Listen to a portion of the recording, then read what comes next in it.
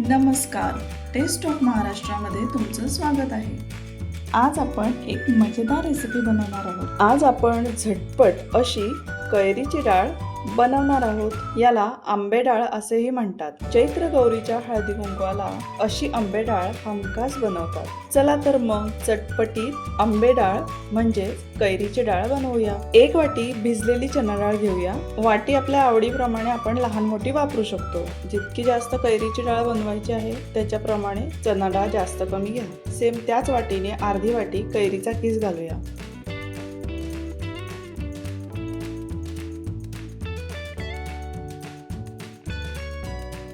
थोडीशी कोथिंबीर घालूया।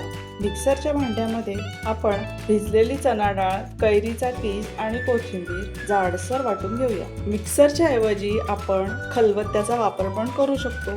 डाळ छान जाडसर वाटून झालेली आहे। यामध्ये चवीनुसार मीठ घालूया।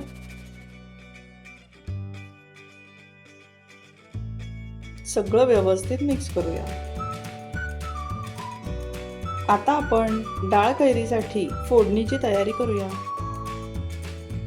पॅन मध्ये एक पळी तेल घालूया।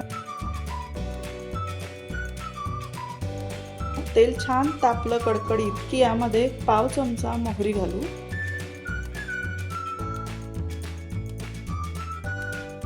मोहरी छान तडतडली की यामध्ये पाव चमचा जिरं घालू।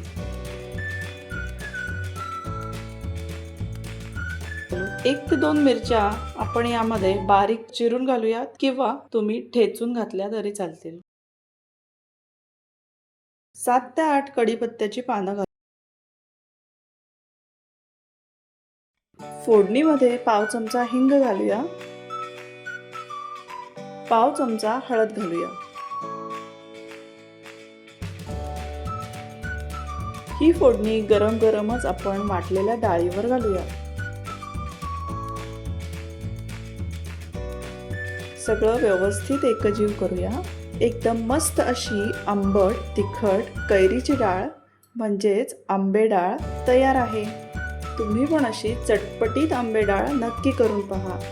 रेसिपी आवडली तर प्लीज माझ्या चॅनलला सबस्क्राईब करा।